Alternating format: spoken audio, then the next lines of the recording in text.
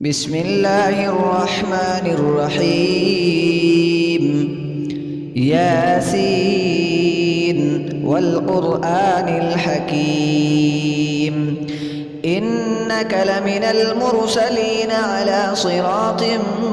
مستقيم تنزيل العزيز الرحيم لتنذر قوما ما أنذر آباؤهم فهم غافلون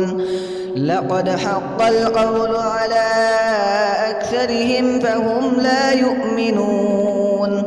إنا جعلنا في أعناقهم أغلالا فهي إلى الأذقان فهم مقمحون وجعلنا من بين أيديهم سدا